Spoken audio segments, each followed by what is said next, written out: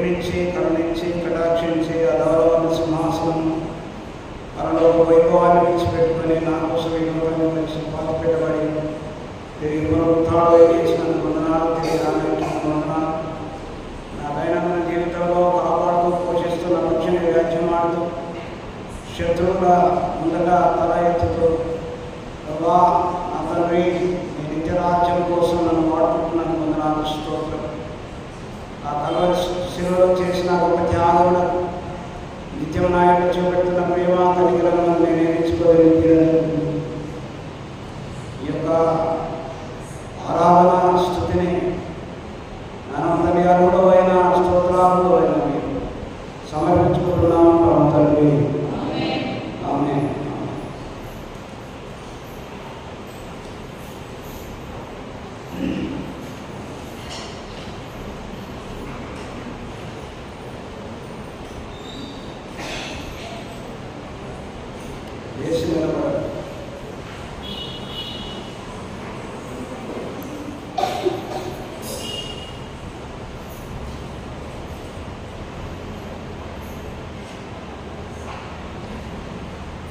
యేసయ్యా నా ప్రాణమా ఘనమైన స్తుతి గానమా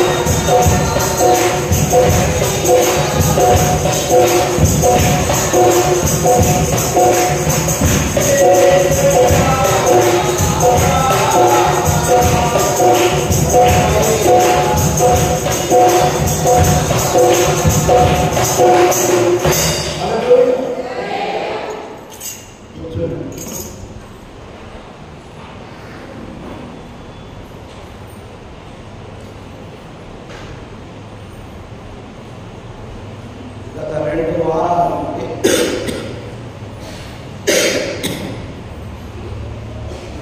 కుటుంబ వ్యవస్థలో జరుగుతున్న నష్టాలు, కుటుంబ వ్యవస్థలో పిల్లలు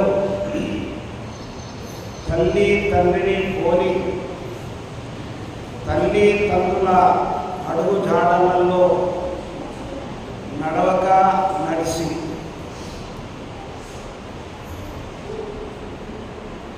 కొన్ని కుటుంబాలలోనేమో నడిచి కొన్ని కుటుంబాలలో నడవక.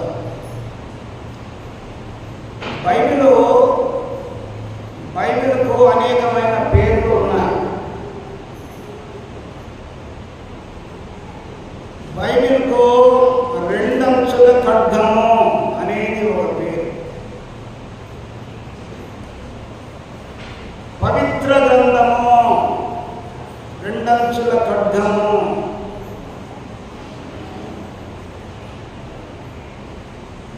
బైబిలు అద్దము, మిర్రర్. నీ జీవితమును, నీ ముఖమును, నీ స్థితిగతులను చూసుకునే దానికోసము ఉపయోగపడే ఒక మిర్రర్. మీరు అద్దం ముందట నిల్చుండకుండా వచ్చిన వాళ్ళు ఎవరు లేరు.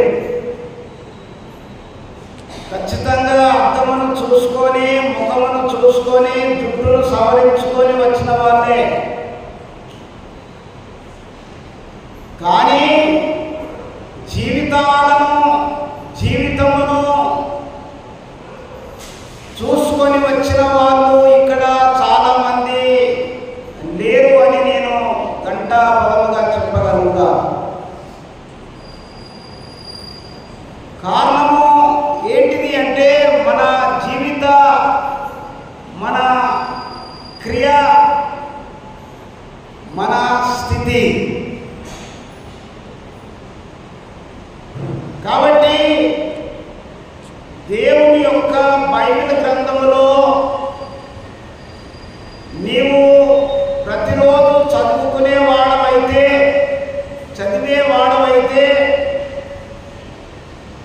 బైబిల్ గ్రంథములో ఉన్నట్టుగా నడుచుకుంటావు. బైబిల్ ఏమి బోధిస్తున్నది అని అర్థం చేసుకుంటావు. అర్థం కాకుంటే పరిశుద్ధాత్మ సహాయాన్ని సేవకుని అడిగి తెలుసుకుంటా. నేను బైబిల్ చదువుకొని ఏమి లాభము? పాటించినప్పుడు. ఈ రోజున పేపర్ చదివినా, న్యూస్ పేపర్ చదివినా అంటే చదివినా, మరి వార్తలు ఏంటిది? ఏంటిది అని అంటే ఏమో. ఇక నువ్వు పేపర్ ఏం చదివినావు, పేపర్లోనిది ఇతరులకు నువ్వేమి చెప్పగలుగుతావు? వాతావరణ సూచన ఈ రోజున 12 గంటల వరకు వర్షం పడుతుంది, 4 గంటల వరకు ముసురు పడుతుంది, 6 గంటల నుంచి వర్షం ఉండదు. పేపర్ చదివినప్పుడు వాతావరణం గురించి చదివినప్పుడు వాడు ఏం చెప్పిండో పక్కన ఉన్న కూడా చెప్పాలి కదా. చదువుకోవడానికి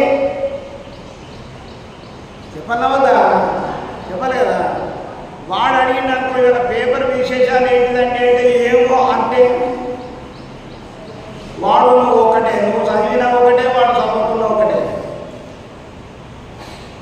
ఈ రోజున స్థితిగతులు అట్లా ఉన్నాయి. క్రైస్తవులలో పట్నే బైబిల్ చదువుతానని అంటాడు, బైబిల్లో ఉన్నది ఏంటిదో తెలియదు. బైబిల్ చదువుతానంటాడు, బైబిల్ ఉన్నది పాటించాడు. వాక్యమునకు, సంఘమునకు, దేవునికి, సేవకులకు అంత వ్యతిరేకమైన పనులు చేస్తూ ఉంటాడు. అటువంటిప్పుడు చదవనోడే మేలుగా.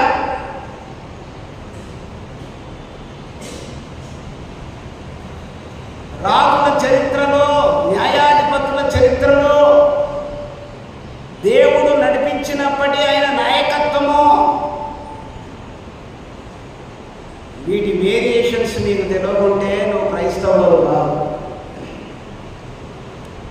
సరే, నేను పోయిన వారం మనం ఏం నేర్చుకున్నాం? ఎవరి గురించి నేర్చుకున్నాం? ఏమో మాకు తెలియదు. ఎవరి గురించి నేర్చుకున్నాం? అటు పోయిన వారం ఎవరి గురించి నేర్చుకున్నాం?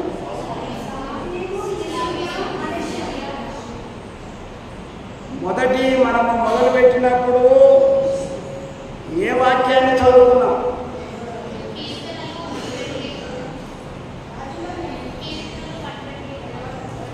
కీర్తనలు ఇంగ్లీష్లో చెప్తున్నారు 128 అన్నవా? ఓకే, 1 అని అన్నవా? 128 1. గుడ్. దాంట్లో ఏమన్నది? యెహోవాయందు భయభక్తులు కలిగిన వాడు ధన్యుడు, వాడు ఈలాగున ఆశీర్వదించబడను. అది మనకు ముఖ్యాంశంగా రెండో వారం కూడా చెప్పుకున్నాం. దాంట్లో యెహోవాయందు భయము, హిజ్కియా దేవునిని హత్తుకున్నవాడు, అతని కుమారుడు హత్తుకోలేదు, అతని మనవడు కూడా హత్తుకోలేదని మనం ఫస్ట్ రెండో రోజే నేర్చుకున్నాం. రెండో వారంలో పోయిన వారం ఎవరి గురించి నేర్చుకున్నాం?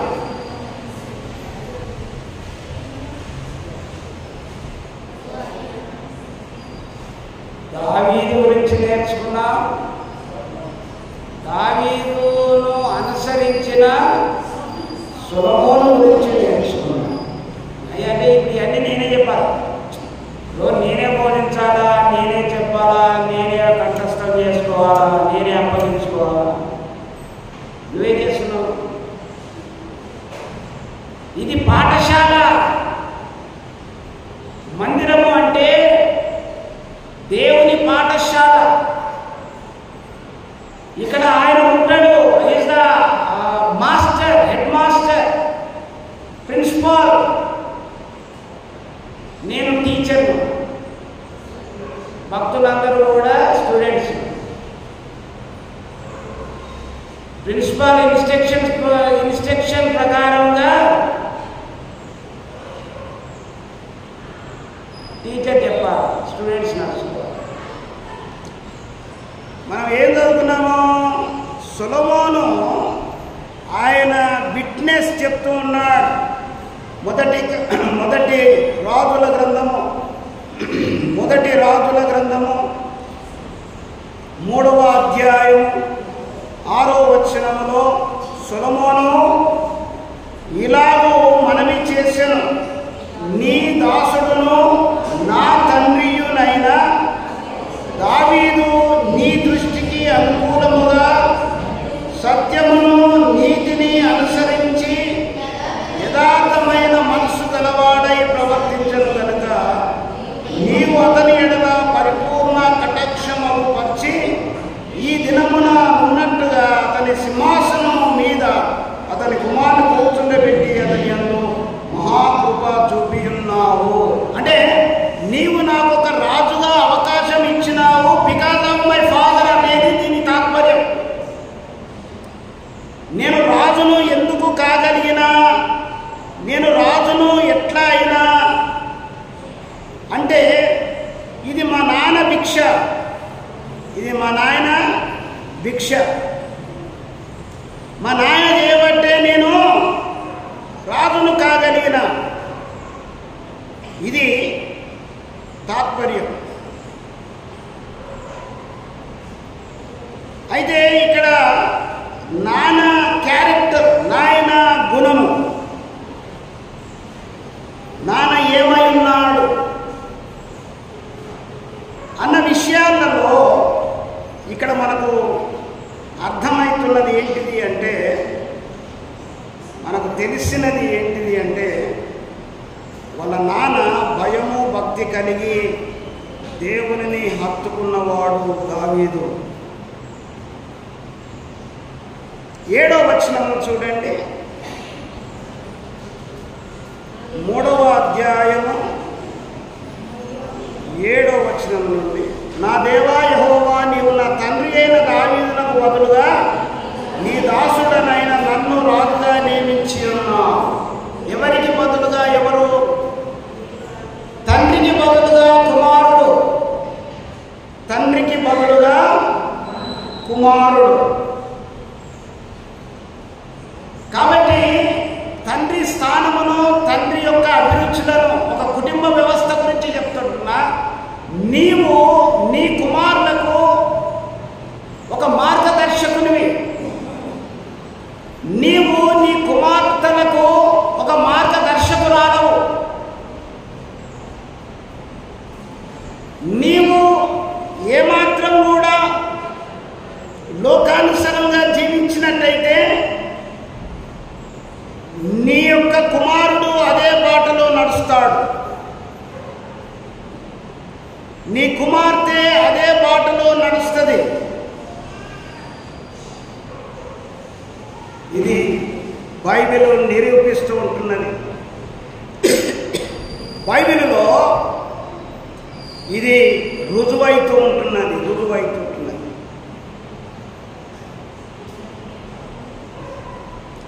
కాబట్టి 6వ అధ్యాయము 12వ వచనంలో మనం గమనించినట్టయితే, 6వ అధ్యాయము 1 రాజులు 6వ అధ్యాయము 12వ వచనం, ఈ మందిరము నీవు కట్టించుచున్నావే, నీవు నా కట్టడలను న్యాయ విధులను అనుసరించి నడుచుకొనుచు నేను నియమించిన ఆజ్ఞలన్నిటినీ గైకొనిన ఎడల నీ తండ్రి అయిన దావీదుతో నేను చేసిన వాగ్దానము నీ పక్షముగా స్థిరపరచెదను. దేవుడు ఆయన చెప్తున్నాడు. సొలొమోను ఏమడిగిండు? అందరు ఇక్కడ ఉండాలి. సొలొమోను ఏమడిగిండు? నీవు మా నాన్న మంచోడు కాబట్టి మా నాన్న స్థానములో నన్ను ఉంచినావు. జాగ్రత్త వినాలి. కుటుంబ వ్యవస్థలో మీ తాత అంటే మీ నాన్న అంటే ఒక తండ్రి, ఇప్పుడు నా నాన్న, మా నాన్న ప్లేస్లో నన్ను ఉంచిండు. మా నాయన సేవకుడు, మా నాయన పాస్టర్. ఇప్పుడు ఎగ్జాంపుల్ నా కుటుంబంలో నా జీవితమే చెప్తున్నా, జాగ్రత్త వినండి. మా నాయన సేవకుడు, ఆయన ఒక సంస్థను ఎస్టాబ్లిష్మెంట్ చేసినవాడు. ఇండియా మిషన్ అనే సంస్థలో ఆయన కూడా ఫౌండర్లలో ఒక ఫౌండర్ మా డాడీ. మేము 5 అన్నదమ్ములము, 3 అక్క చెల్లెళ్ళు, మొత్తము 8 మందిని. నేను 7 మంది పుట్టిన తర్వాత 10 సంవత్సరాల తర్వాత నేను పుట్టినా. మా అమ్మ చెప్పింది 10 ఇయర్స్ తర్వాత, 10 ఇయర్స్ గ్యాప్ మా అమ్మ. అంటే అప్పటికి మా అమ్మకు కాన్పు అయిపోయిందని అనుకున్నారు, కానీ నేను 10 సంవత్సరాల తర్వాత మళ్ళా మధ్యలో 10 ఇయర్స్ తర్వాత నేను పుట్టిన. అప్పుడు నేను 8వ నెల. అయితే మా 5 అన్నదమ్ములలో మగపిల్లలలో 4 వాళ్ళు సెక్యులర్ జాబ్స్ చేసుకున్నవారు. కానీ ఆఖరైన నన్ను మా నాన్న సేవకుడు కాబట్టి మా నాన్న స్థానంలో నన్ను పెట్టాడు. నేను సేవకుని. జ్యేష్ఠుడైన వాడు మా పెద్దన్న ఉండాలి, కానీ నన్ను పెట్టాడు. అయితే నేను ఇప్పుడు మా నాన్న ఏం చేసినాడో, మా నాన్న ఎలాగా జీవించినాడో నేను చిన్నప్పటి నుంచి మా నాన్నను చూసిన కాబట్టి మా నాన్నను నేను ఫాలో కావాలి. అవునా కదా? నిజంగా అవునా కదా? కొంతమంది ఉన్నారు, ఏం కంగారు పడకండి, అందరు దసరా సేవలు లేదు, దసరా పెట్టుకున్నారు. మన దానిలో ఉండగా అనేకమైన పనులు చేసుకుంటూ పోతున్నాం. అయితే మనము మన నాన్నను చూడాలి. అయితే దేవుడు ఏమంటున్నాడంటే, మా నాన్నను చూడు, నేను తెలియకపోని నేను ఇక్కడికి వచ్చినప్పుడు ఫస్ట్ రోజున కూడా అదే ప్రార్థన చేసిన, దేవా నాకు నడిపే జ్ఞానం లేదు, నువ్వే నడపాలి అని అంటే ఆయన నడుపుకుంటూ 21 సంవత్సరాల నిలబెట్టుకుంటూ ఎన్నో కష్టాలు, బాధలు, అవమానాలు ఎన్ని జరిగినా ఆయన నిలబెట్టుకుంటూ నన్ను ఆయన సేవలో వాడుకుంటున్నాడు, నన్ను నాకు తెలియదు. అయితే అలాగనే దావీదు సొలొమోను అడిగిండు, మా నాన్న ఆయన నీవు హత్తుకొని ఉన్నవాడు, కానీ నేను చిన్నోని, నా జ్ఞానం లేదు, నువ్వే నాకు హెల్ప్ చేయాలని అంటే అని దేవుని అడిగితే దేవుడు ఏమంటున్నాడు, సరే నీకు హెల్ప్ చేస్తా, కానీ జాగ్రత్త వినాలి, ఇది చాలా ప్రాముఖ్యమైనది. సొలొమోను అడుగుతున్నాడు, మా నాన్నకు హెల్ప్ చేసినట్టు నాకు హెల్ప్ చేయాలి, నాకు సాయం చేయాలి అని అడిగితే దేవుని యొక్క రెస్పాండ్ ఏమంటున్నాడు, నేను నియమించిన, అక్కడ మిగతా అవసరం లేదు, నేను నియమించిన ఆజ్ఞలన్నిటినీ గైకొనిన ఎడల, నేను నియమించిన ఆజ్ఞలన్నిటిని గైకొనిన ఎడల, ఇది ఒకటి, నంబర్ 1, ఒకటి వేసుకోండి. నంబర్ 1, ఒకటి మా నాన్న అంటే దావీదుకును ఆశీర్వదించినట్టు, దావీదును తప్పించినట్టు, దావీదును హెచ్చించినట్టు నిన్ను కూడా కుమారుడమైన దావీదు కుమారుడమైన సొలొమోను నిన్ను కూడా హెచ్చించాలంటే నా ఆజ్ఞలను పాటించాలి. ఇది మొదటిది. సీరియస్గా తీసుకోండి, సీరియస్గా తీసుకోండి. ఇప్పుడు దేవుడు నీతోనే అంటున్నాడు, సరే మీ నాన్న క్రైస్తవుడు కాకపోవచ్చు, మీ అమ్మ క్రైస్తవురాలు కాకపోవచ్చు, నీవు ఒకవేళ క్రైస్తవ కుటుంబంలో పుట్టకపోవచ్చు, కానీ ఇప్పుడు నీ తండ్రి యేసయ్యనే, నీ తండ్రి యేసయ్యనే.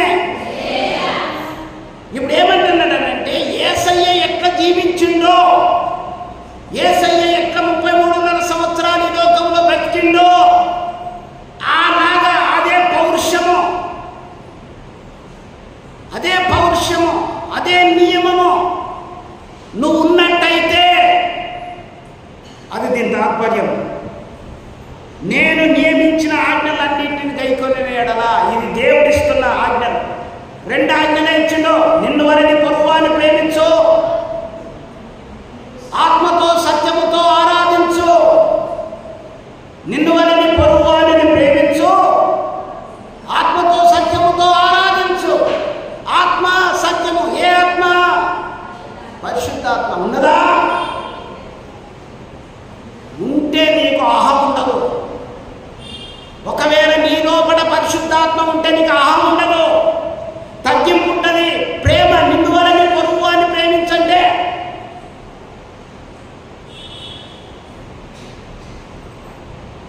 ఏంటి? నేనంటున్నా, అగాపే బేతెల్ సంఘములో నిన్ను వలని పొరుగు అని ప్రేమించే తత్వం లేదు అని అట్టెట్లంటున్నాను. పాస్టర్ గారు అట్టెట్లంటున్నావు అని అంటే, కరోనాలో చచ్చిపోతే ఎంతమంది వచ్చారు? ఇంటారు కదా. నిన్న జ్ఞాపకానికి ఎంతమంది వచ్చారు? అమ్మో చచ్చిపోయిన వాళ్ళకి తింటే మాకు దయ్యం పట్టుకుంటుంది, ఆమె నేర్చి మమ్మల్ని పట్టుకుంటుంది. ఆ ఇంటి వాళ్ళు నన్ను అడిగారు, ఈ సంఘం నుంచి ఎంత చేస్తానంటే కనీసం 50 మంది వస్తారని చెప్పింది. ఎంతమంది వచ్చారు తెలుసా? 14 మంది వచ్చారు. చర్చి పరిస్థితి ఎట్లున్నావు తెలుసా? మొత్తం అండుతో నిండిపోయింది. ప్రతిదీ మేము మన గ్రూపులో పెడుతున్నాం. చచ్చిపోయిన దగ్గరికి రావు, కానీ నిన్ను వరని నేను నీ పక్కన ప్రేమిస్తున్నానని చెప్తావు, నేను ఖచ్చితమని చెప్తావు, నేను మళ్ళా తీసుకుంటున్నాను అంటావు, నేను అది ఇస్తున్నాను అంటావు, నువ్వు ఇది ఇస్తున్నానని అంటావు. నీ ఇంట్లో ఎవరైనా చచ్చిపోతే ఒక రోజున నీ పెట్టవా? నీ ఇంట్లో ఏదైనా సంఘటన జరిగితే సిఎస్ఐ తెలుసా? నేను మాటికి హిందువులైనా, మాటికి ముస్లింలైనా, మాటికి నేను ప్రక్కన ఎందుకు జ్ఞాపకం చేస్తున్నా తెలుసా? వాడు చేస్తున్నాడు, నువ్వు చేస్తానేమో.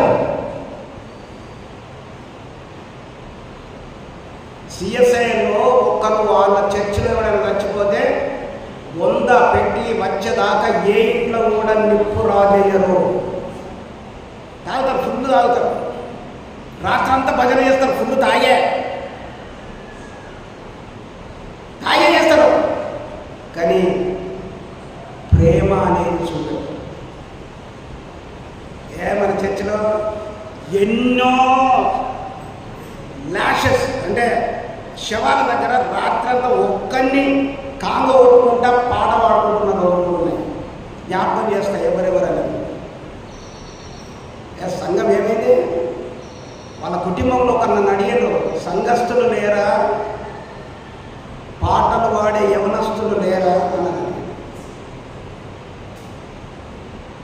ఏది ఇక్కడ వాక్యంలో ఉన్నది? ఏది వాక్యంలో ఉన్నదానిని మనం ఏం పాటిస్తున్నాము? నోటితో చెప్పడము కాదు, క్రియ చూపెట్టాలి. క్రియలు లేని పనులు, క్రియలు లేని నమ్మకము అనేది వ్యర్థము. మీకు తెలుసా, బిషప్ గారు బాగలేరు. ఆయనకు ఎంఆర్ఐ తీసింది నిన్నటి దినంలో. సరే, ఇస్ ఆల్ రైట్. నేను నిన్న ఫోన్ చేసిన ఉదయం, బిషప్ గారు వస్తున్నావా? నాకు రావాలని ఉన్నది, కానీ నా శరీరం సహకరిస్తలేదు తమ్ముడు అన్నది. చూడండి ఏం ప్రేమ, ఏమి ప్రేమ. ఇంటి పక్కనే ఉంటావు, బస్సునే ఉంటావు.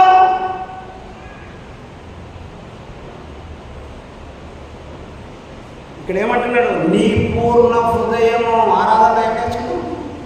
పూర్ణత్వం అంటే ఏంటిది? పూర్ణత్వం అంటే ఏంటిది? టోటల్. డబ్బులు లేవా? డబ్బులు పెట్టుకోవాలా? ఇంకేమైనా లేదా? ఇంకేమైనా చేయాలా? పౌరుషం ఉండి భూతద్దలు పెట్టి ఏది తప్పు, ఎక్కడేం తప్పు జరుగుతున్నది అని మనం పాయింట్ అవుట్ చేసి కొట్లాట ఎప్పుడు పెడదాము, ఇవి కాదు. అక్కడ ఏమైనా లేకుంటే మనం చేయాలి. దాన్ని వేరేటో నన్ను అవసరం లేదు. ఇది ఒక కుటుంబం. సరి చేసేవాడిగా నన్ను నియమించండి, ఆత్మీయ తండ్రిగా. మనం పెద్ద మనుషులుగా ఉన్నా చెప్పినప్పుడు నేర్చుకోవాలా. ఇక్కడ సొలొమోను ఫస్ట్ మంచిగానే అడిగిండు దేవుణ్ణి, అయ్యా నేను చిన్నోన్ని, నా జ్ఞానం లేదు, నాకు శక్తి కూడా లేదు, నేను ఇంత జనాంగాన్ని నేను నడపలేను, నీ సహాయం కావాలి అని అడిగిండు. దేవుడు కూడా బట్టినా నా కొడుకువే కదా, ఆయన నన్ను హత్తుకున్నాడు కదా, ఓకే ఓకే ఓకే నేను సాయం చేస్తాను అనలేదు. అట్లా ఇవ్వడు అన్నాడు. నేను కూడా నువ్వు బాగా ఇట్లా ఒక్కసారి మంచి పని చేసిన తర్వాత వెరీ గుడ్ అని చెప్పేసి అందుకని నేను డిస్టెన్సే మెయింటైన్ చేస్తాను. ఎందుకంటే అబ్జర్వేషన్. ఎప్పటి వరకు ఉంటావు? ఎన్ని కష్టాలు వస్తుంటావు? ఎన్నిసార్లు తిడితే, ఎన్నిసార్లు అవమానిస్తే తట్టుకోగలుగుతావు? సత్యదాత ఇక్కడ అంటున్నాడు, నేను నియమించిన ఆజ్ఞలన్నింటినీ గైకొనే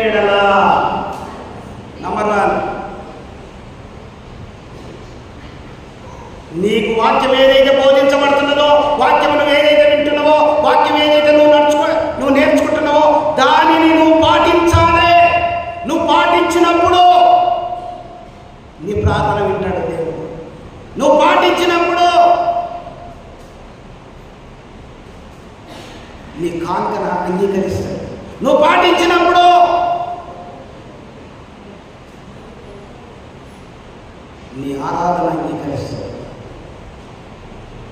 పాటించలేవా? తప్పక తప్పక నోట్ చేసుకోండి. తప్పక డెఫినెట్లీ దేవుడు వింటలేడు, వినడు. ఇది నేను అంటలేను, బైబిల్ చెప్తుంటాను. ఇంకా కొంచెం ముందట వెళ్తే మీకు తెలుస్తుంది. సొలొమోను జీవితంలో ఇంకా కొంచెం ముందట వెళుతూ ఉంటే దేవుడు ఎందుకు చెప్పాడు. ఇప్పుడు యాక్షన్ రియాక్షన్, జాగ్రత్త వినాలా. Action reaction. నువ్వు యాక్షన్ చేసినప్పుడు నీ రియాక్షన్ బట్టి నేను చెప్పేది నువ్వు అంగీకరించకుంటే, నేను చెప్పేది నువ్వు వినకుంటే కుదరదు. నేను దేవునికి కానుకలేస్తా కానీ ఆయన ఆజ్ఞలు నాకు అవసరం లేదు. నేను దేవునికి ఏమైనా పని చేస్తా కానీ ఆ వాక్య ప్రకారంగా నేను బతకా, నేను జీవించా. No, that's not the way. నేను అంటున్నా కదా, నిన్ను వలె నీ పొరుగు వారిని ప్రేమించు అన్న సూత్రాన్ని నువ్వు పాటించలే. ఇది నాట్ ఓన్లీ కర్ణమ్మ. కర్ణమ్మ గురించి ఒక్కదాని గురించి మాట్లాడతలేదు. నేను సమయాలు చచ్చిపోయినప్పుడు ఎంతమంది అక్కడికి వచ్చారు? వాళ్ళ ఊరికి ఎంతమంది వచ్చారు? లేదు, అంత లవ్ లేదు, అంత త్యాగాలు లేవు. కుటుంబమే మనతోనే బతికిండు, ఇక్కడనే ఈ బురదనే బతికిండు. ఏమన్నది? ఎంతమంది మన మన మన ఈ సంవత్సరంలో 2 ఆడవాళ్ళు చచ్చిపోయారు, 2 మొగలు చచ్చిపోయారు. మన ఇదే సంఘంలో ఇజ్రాయేల్ గారు చనిపోయినప్పుడు ఎంతమంది వచ్చారు? నో, లేదు. మీరేమంటున్నారో తెలుసా? దేవుడు పెట్టారా? ఉంటే చల్లగా ఉండు, ఉంటే వేడిగా ఉండు, నచ్చగా ఉండాలి. ప్రతి ఇంట్లో జరగవచ్చు, ప్రతి కుటుంబంలో జరుగుతుంది. ప్రతి కుటుంబంలో కొడుకులు ఉన్నారు, ప్రతి కుటుంబంలో బిడ్డలు ఉన్నారు. నీ బిడ్డలు, నీ కొడుకులు నిన్ను చూస్తున్నారు. నువ్వు ఏది నేర్పిస్తున్నారో అదే నేర్చుకుంటారు. నువ్వు ఏది పాటిస్తావో అదే పాటిస్తారు. నీ కుటుంబ వ్యవస్థ బాగుండాలని అంటే ఇక్కడ చాలా కుటుంబాల గురించి నేను చూపెడుతున్నా మీకు. ఇప్పటికి ఇది 3వ వారం. హిజ్కియా కుటుంబం గురించి చూపెట్టిన, వాళ్ళ కొడుకు గురించి చూపెట్టిన, వాళ్ళ మనవల గురించి చూపెట్టిన. ఈ రోజున దావీదును ముందట పెట్టినాం. పోయిన వారం మాట్లాడుతున్నాం. ఆయనకు చేసిన వాగ్దానములను సొలొమోను అడిగితే సొలొమోనుతో దేవుడు మాట్లాడుతున్నదాన్ని ఈ రోజున మాట్లాడుకుంటున్నాం. ఇప్పుడు సొలొమోనును దేవుడికి కాన్వర్జేషన్ మాట్లాడుకుంటున్నాం. ఇక్కడ ఏమంటున్నాడు?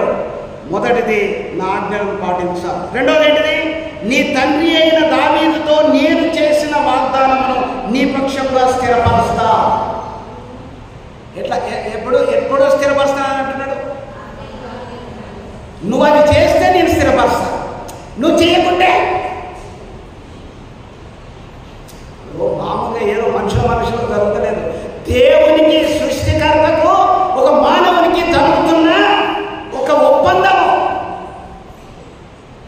మానవునికి దేవునికి జరుగుతున్న ఒక ఒప్పందము. ఓకే, నువ్వు నా ఆజ్ఞలను పాటిస్తే, మీ డాడీ నడుచుకున్నట్టు నడుచుకుంటే నేను తప్పకుండా ఇక్కడ నీ తండ్రి అయిన దావీదుతో నేను చేసిన వాగ్దానం, ఆయనకు ఏదైతే నేను ప్రామిస్ చేసినో దాన్ని నీ ఎడల నెరవేరుస్తా. ఇప్పుడు దావీదు నెరవేర్చిందా, నెరవేర్చలేదా? నెరవేర్చకపోవడానికి గల కారణం, ఒకవేళ నెరవేర్స్తే దావీదు సొలొమోను ఏ రీతిగా వ్యవహరించిన, ఇవి చాలా ప్రాముఖ్యమైన విషయం. ఇక్కడ మనం గమనించినట్లయితే 9వ అధ్యాయము 3వ వచనం చూడండి. 9వ అధ్యాయము 1 రాజుల గ్రంథము 3వ వచనం. అతనితో ఇలాగ సెలవిచ్చెను, నా సముఖమందు నీవు చేసిన ప్రార్థన విన్నపములను నేను అంగీకరించి తిని, నా నామమును అక్కడ సదాకాలము ఉంచుటకు నీవు కట్టించిన ఈ మందిరమును పరిశుద్ధపరిచి ఉన్నాను, పరిశుద్ధపరచి ఉన్నాను, పరిశుద్ధపరచి ఉన్నాను. నా దృష్టియు నా మనస్సును ఎల్లప్పుడూ అక్కడ ఉండును. చెప్పండి. ఇప్పుడు దావీదే సొలొమోను ఏమన్నాడు? యెస్ లార్డ్, నీ ఆజ్ఞని పాటిస్తా అని అన్నాడు. దేవుడు ఏమన్నాడు? నీ దావీదుకి ఇచ్చిన వాగ్దానం నేను నెరవేర్స్తాను అన్నాడు. ఆ దావీదును కట్టద్దన్నట్టు చెప్పిండు ఆలయాన్ని, సొలొమోను కట్టమని చెప్పిండు. సొలొమోను కట్టిన తర్వాత సొలొమోను యొక్క ప్రార్థన విన్నాడు. ఆయన పెట్టిన రిక్వెస్ట్ను ఆయన అంగీకరించినాడు.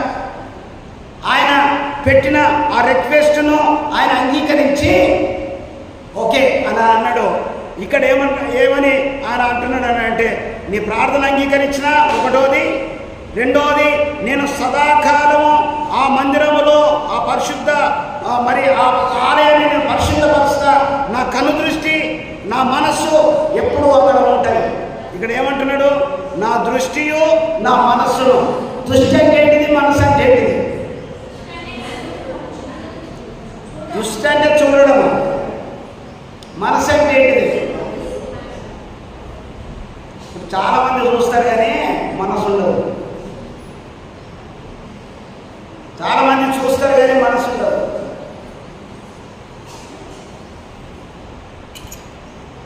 ఆయనకు యాక్సిడెంట్ అయితే మాకేంటి, దగ్గరికి పోయి కూడా చూస్తారు. దానికి బైబిల్ ఏం చెప్తున్నది? బైబిల్ ఏం చెప్పింది? మంచి సౌలయ్యుడు ఒకడు మార్గమును వెళ్ళుచుండెను, దొంగలు వాడిని పట్టుకొని వాని ఆస్తిని, వాని దగ్గర ఉన్న డబ్బులన్నీ దొంగిలించి వాడిని కొట్టి గాయపరిచి విడిచిపెట్టిపోతే ముగ్గురు వ్యక్తులు ప్రయాణం చేశారు. ఒకడు వచ్చిండు, చూసిండు, పక్క నుంచే వెళ్ళిపోయాడు. ఇంకోడు కూడా వచ్చిండు, చూసిండు, పక్క నుంచే వెళ్ళిపోయాడు. కానీ మూడో వ్యక్తి ఏం చేసిండంటే వెళ్ళి గాయములను కడిగి గాయములకు మందు రాసి తన దగ్గరున్న ద్రాక్షారసం తాగిచ్చి తన గాడిద మీద ఎక్కించుకొని ఆ దవాఖానకు తీసుకొని పోయాడు. దవాఖానలో ఆ హాస్పిటల్లో ఆయనను అడ్మిట్ చేసి అక్కడ కూడా ఫీజు కట్టి నేను వెళుతున్నాను, ఈయన ఎవరో మాకు తెలియదు, కానీ నేను మళ్ళీ రిటర్న్లో ఇదే దారిలో వస్తా, ఈయనకు ఒకవేళ ఎక్కువ మెడిసిన్ ఖర్చు అయ్యేదంటే నేనే ఇస్తా, ఈయనకు మాత్రం మెడిసిన్ ఎక్కువ అని చెప్పాడు. చూసిండ్రు ఇద్దరు, మూడో వ్యక్తి కూడా చూసిండు. ఆయన మనస్సు ఆయనకు హెల్ప్ చేయాలా, సహాయం చేయాలా, ఆయన బాధలో, వేదనలో, కష్టములలో పాలు పంచుకోవాలన్న ఒక మనస్సు వచ్చింది. ఎంతమందికి వస్తున్నది? వాడు తింటలేడట, 3 రోజులు అన్నం లేదట. నాకెందుకు? దేవుడు ఏమన్నాడు? 2 అంగీలు ఉంటే ఒకటి ఏమన్నాడు? 3 పూటలు తింటే 1 పూటనే పెట్టుకోని అన్నాడు. నేను అంటున్నా కదా, మన సంఘములో, అగాపే వేగన్ సంఘములో ఇవి లేవు. చూస్తాము, వింటాము, స్టేటస్లు కూడా చూస్తాము. ఇప్పుడు లేవు అనే వరకు అందరికి బాధ ఎక్కడేమో, ఎప్పటికి ఇట్నే అంటాడంటే నీ క్రియ, నీ క్రియ, నీ క్రియ.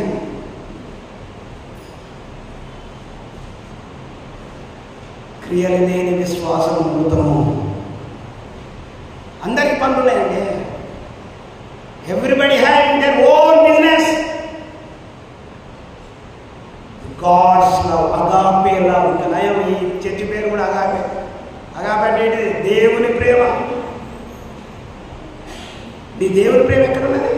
ఇంట్లో కూర్చుంటున్నట్టు ఉన్నది, ఏడ్చుకుంటున్నది. బైబిల్ ఏం చెప్తున్నా తెలుసా? ఏడ్చే వాళ్ళ దగ్గరికి వెళ్ళి ఏడవండి, రోధించండి. నీ రోదన ఎక్కడున్నది? నీ బాధ ఎక్కడున్నది? నీ పెయిన్ ఎక్కడున్నది? దేవుని బిడ్డలారా, వాక్యము వినడం కాదు, వాక్యమును మనం పాటించనప్పుడు వాక్యమును విన్నా వినకున్నా ఒకటే. ఇప్పుడు గుడికి వచ్చి కూర్చున్నావు కదా, విననోడు, నువ్వు పాటించకుంటే విననోడు నీకంటే బెస్ట్. వినాలి, పాటించాలి. దేవుడైతే ఏమన్నాడంటే నా ఆజ్ఞలను పాటించమంటే సొలొమోను అన్నాడు, ఓకే లార్డ్ పాటిస్తారని అన్నాడు. ఆయన ఎట్లా చెప్తే అట్లనే ఆలయాన్ని కట్టేసిండు. ఆలయాన్ని కట్టేసి ప్రతిష్ఠిత రోజున ఆయన ఎప్పుడైతే ఆలయంలో ప్రతిష్ఠించినప్పుడు ఆయన శకిన మహిమ ఆ ఆలయానికి వచ్చేసింది. అప్పుడు ఈయన ప్రామిస్ చేస్తున్నాడు, నా దృష్టి నా మనస్సు ఎల్లప్పుడూ అక్కడే ఉంటుంది. ఈ ఆలయాన్ని కట్టినప్పుడు కూడా ఒకవేళ దేవుడు అదే ప్రామిస్ చేసి ఉంటాడు, అదే ప్రామిస్ చేసి ఉంటాడు. కానీ నీ మనస్సు ఉన్నది కానీ నీ దృష్టి ఉన్నది కానీ మనస్సు లేదు. మనస్సు ఉంటే దృష్టి లేదు. వేరే దృష్టి వచ్చిన తర్వాత వాడెట్లా వీడెట్లా ఎట్లా తప్పులు పడరా ఇవన్నీ మర్చిపోడే. నీవేంటిది ఫస్ట్, నీ బిహేవియర్ ఏంటిది, నీ జీవితం ఏంటిది, నీ కుటుంబం ఏంటి, నీ పిల్లలు ఏంటిది. ఇక్కడ ఒక కుటుంబ వ్యవస్థ గురించి చెప్పుకుంటూ వస్తున్నా నేను. 3వ వారం అవుతున్నది. హిజ్కియా గురించి చెప్పిన, ఈ రోజున దావీదు గురించి సొలొమోను గురించి చెప్తూ వస్తుంటున్నా.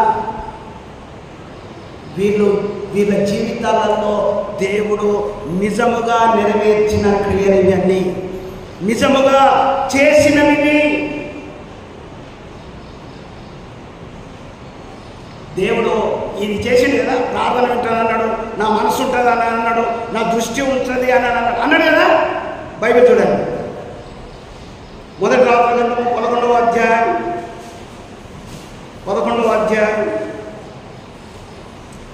1, 2, 3. First Kings 11th chapter first 3 verses.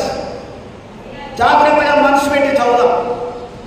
మోయాబీయులు, ఏదోమీయులు, అమ్మోనీయులు, సీదోనీయులు, హిత్తీయులు అను మీ హృదయములను తమ దేవతల తట్టు త్రిప్పుదురు కనుక. ఇప్పుడు ఈ స్టేట్మెంట్ ఎట్లుందో నాకు చెప్పండి. ఇప్పుడు దేవుడు చాలా క్లియర్గా, చాలా పర్టికులర్గా చెప్తూ ఉంటున్నాడు. ఇప్పుడు వీళ్ళిద్దరు కూర్చున్నా, నేనున్నా, తండ్రి ఉన్నా ప్రకాష్ పక్కన వాడు ఉన్నాడు కదా, మనం మాతో నేను దోస్తాను పట్టదురా, వాడు లోకంలో తిరుగుతున్నాడు అంత తిరగదు. పర్టికులర్గా నేనేం చెప్తున్నా, మనోహరం చెప్తున్నా, వాని హ్యాబిట్ చెప్తున్నా, తిరగద్దు అని అంటున్నా.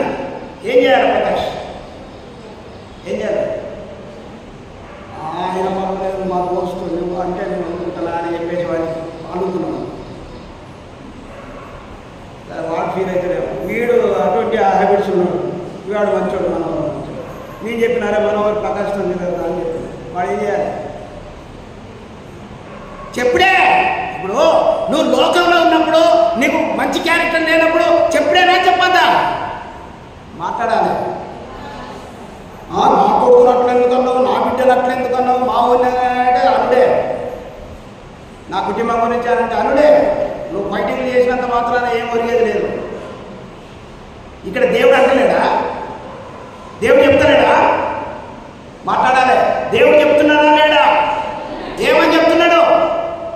గుంపుల ఒక కొన్ని వంశముల గురించి చెప్తున్నాడు దేవుడు. ఒక ఇశ్రాయేలులారా, మీరు ఎవరెవరితో దోస్తానం చేయాలి, ఎవరెవరితో ఫ్రెండ్షిప్ చేయాలి, ఎవరెవరితో ఫ్రెండ్షిప్ చెయ్యద్దు, ఎవరెవరిని హత్తుకొని ఉండాలి, ఎవరిని హత్తుకొని ఉండద్దని చెప్తుండా లేదా? కుటుంబంలో చెప్తుండా లేదా?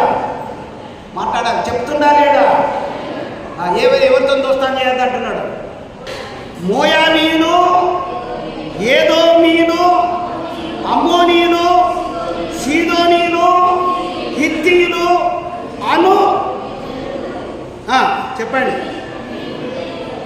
అను జనులు మీ హృదయములను తమ దేవతల తట్టు త్రిప్పుదురు అని ఉన్నది. అక్కడ తిప్పుతారేమో లేదో ఏమన్నది? తిప్పుతారంటే నువ్వు దోస్తానం చేసినవా కథం, నువ్వు అటోడి చేసినవా కథం, నో ఎక్సెప్షన్. తిప్పుదురు గనుక అందును బట్టి వారితో సహవాసము చేయకూడదనియు వాడు తాగుబోతున్నాడు, నేను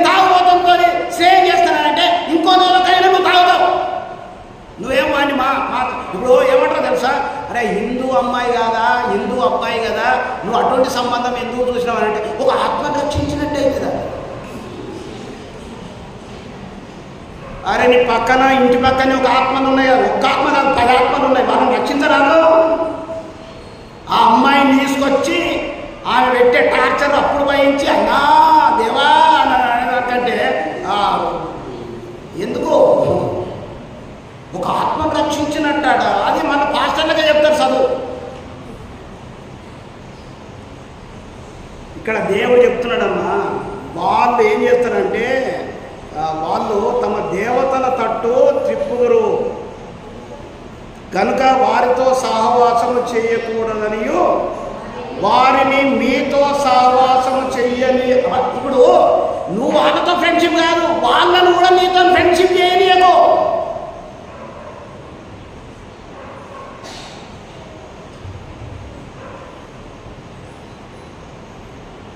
బల్ల తీసుకునే వాళ్ళ గురించి మాట్లాడుతున్నది. నా చేతులతో నేను చాలామందికి నేను బల్ల అయ్యానని అంట. చూడండి, ఏ పాస్టర్ అన్నాడు, నేనే అంట. ఏమన్నా కానీ కొట్లాడి అని నన్ను కూడా కొట్టుకొని ఏం చేద్దాం. నేను ఇప్పుడు నేను కొట్టే స్థితిలో లేను, 10 మందిని కొట్టినా కూడా కొట్టే స్థితిలో లేను. వాడు కొట్టినా కూడా నేను వాడు చెప్పాను. కానీ బైబిల్లో ఉన్నది మాత్రం బోధిస్తాను. దట్ ఈజ్ మై ఆగని. నా చేతులతో బల్లను యేసయ్య రక్తమును యేసయ్య శరీరమును ఇచ్చితే తిన్న ఆడ స్త్రీలు బతుకమ్మ పెంచుకొని పోయి బతుకమ్మ ఆడేమన్నారు. ఇదే అగాపే మీద చర్చ. ఏమనాలి నేను? ఎవరు అన్నది మీ మనసులోకి వచ్చేది. ఎవరు అది ఎవరో.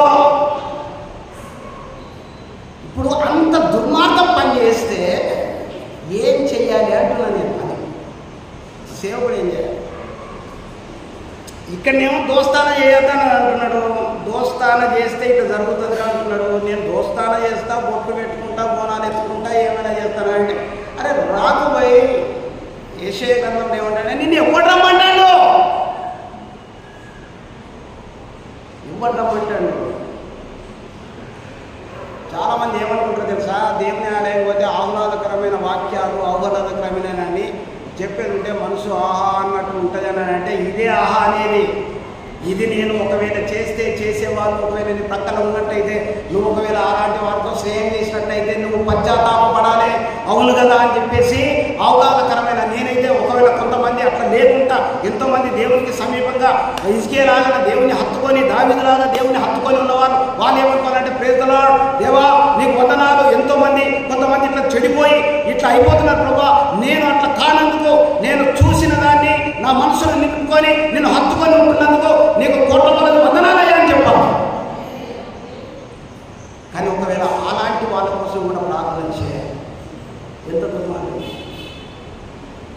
బతుకమ్మ పేర్చుకొని, బొట్టు పెట్టుకొని, కుంకుమ బొట్టు దాన్ని పెట్టిపోయి నువ్వు బతుకమ్మ ఆడినావంటే మళ్ళీ వచ్చి యేసయ్య రక్తాన్ని యేసయ్య శరీరాన్ని తింటున్నానంటే నేను ఏం చేయాలా? నేనే ఇట్లా బాధపడితే నా యేసయ్య ఎంత రోధిస్తున్నాడు, ఎంత బాధపడుతున్నాడు. హిజ్కియా కొడుకు ఏం చేశాడు? హిజ్కియా ఏం చేశాడు? దేవుని ఆలయంలో దేవుని పాత్రలను వాడి, దేవుని యొక్క గుళ్ళో దేవుని ఆలయంలో వేరే దేవతలను ప్రతిష్ఠించి పూజించి అగ్ని దాటించాడు. దేవుడు ఎంత తెలిసినాడు కదా, దేవుడు ఎంత దుఃఖపడ్డాడు. క్రైస్తవుడా, నువ్వు అట్లా ఉన్నవా లేవా నేను చెప్పలేను, నీ మనసాక్షి నీతో చెప్తుంది. కానీ నువ్వు ఉండనందుకు ప్రైజ్ ది లార్డ్. నీకు ఇది ఒక కాషన్. ఇప్పుడు బయట పోతుంటే అంటే ఒక అడవిలో నుంచి వెళ్ళి పోతుంటే ఎవరో పోంగ చెప్పినారనుకో. మేము శ్రీశైలం అడవికుంటా అటు ఎరగడ వాళ్ళను పుల్లలు వచ్చి వాడు పోతుంటే చెప్తాంటారు. అక్కడ ఉన్న ఫారెస్ట్ వాళ్ళు ఏం చెప్తారంటే రాత్రి వెళ్ళకండి సార్, పులులు తిరుగుతున్నాయి అని అంటే ఏం చెప్తావు, ఆ పులులు ఎక్కడి ఎక్కడి ఏమనుకుంటున్నావు, నేను దారికన్నా అనుకుంటా పోతే అది మిగుతుంది. అవునా కదా? వాడు కాశీని ఇస్తున్నాడు. రాత్రి పండుకొని వెళ్ళండి సార్ అని అంటాడు. అక్కడ గేట్ ఉంటుంది అన్నట్టు, అక్కడ గేట్ ఉంటుంది. ఆ గేట్ దగ్గర వాళ్ళ నైట్ టికెట్ చేయండి సార్, మీ కార్లను పడుకోండి, తెల్లవారుజామున వెళ్ళిపోండి, ఈ టైంలో మాత్రం పులులు దిగుతాయని చెప్తారు అన్నట్టు.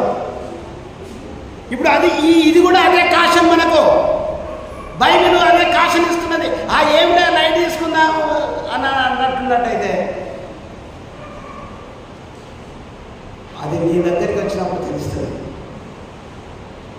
కాబట్టి ఇక్కడ దేవుడు కాషన్ ఇస్తున్నాడు. ఒక గుంపుల గురించి చెప్పిండు, మీ హృదయాలను వాళ్ళు ఎట్లా క్యాప్చర్ చేస్తారో చెప్పిండు, వాళ్ళ దేవతల తట్టు తింపుతారన్నది ఇక్కడ చెప్తున్నాడు. వాళ్ళతో సహవాసం నువ్వు చేయకు, వాళ్ళను నీతో సహవాసం చెయ్యనీయకు అని చెప్పేసి చెప్తుంటున్నాడు. ఇక్కడ నుంచి చదవండి. యెహోవా ఇశ్రాయేలీయులకు సెలవిచ్చి ఉన్నాడు. ఈ రోజున యెహోవా అగాపే బేతెల్ చర్చి వాళ్లకు సెలవిస్తున్నాడు. అప్పుడేమో ఇశ్రాయేలు తన ప్రజలకు చెప్పిండు, ఇప్పుడేమో అగాపే బేతెల్ చర్చిలో ఉన్న వాళ్ళకు చెప్తున్నాడు. ఇప్పుడు వీళ్ళు యూట్యూబ్ కూడా పెట్టిండు కాబట్టి ఎవరైతే వింటున్నారో నీతో కూడా చెప్తున్నాడు, నీతో కూడా చెప్తున్నాడు. అయితే రాజైన సొలొమోను ఫరో కుమార్తెను గాక సరే, ఇవి మనం ఇక్కడ ఆపుదాం, దాని ముందరికి వెళ్ళాలి.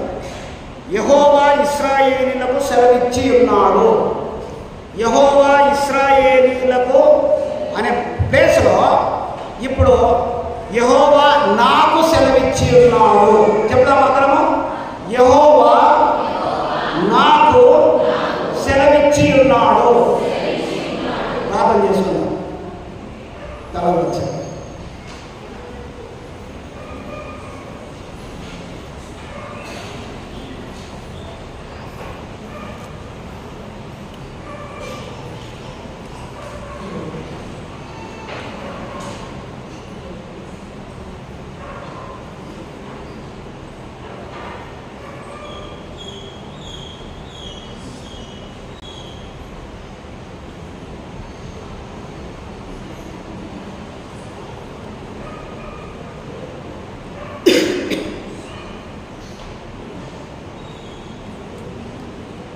నువ్వు ఏ స్థితిలో ఉన్నావో ఒకసారి నేను పరిశీలన చేసుకో.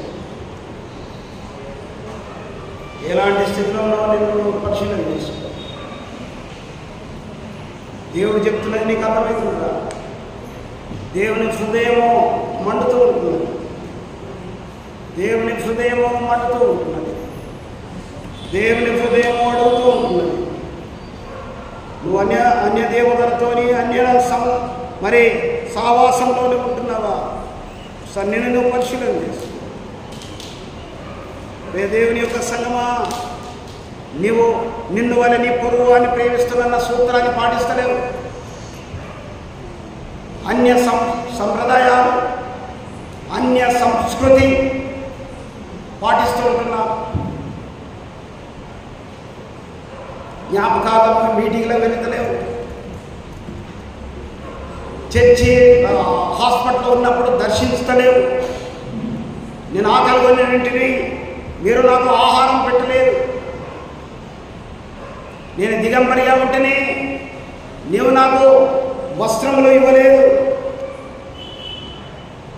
అని యెహోవా అడుగుతూ ఉంటున్నాడు.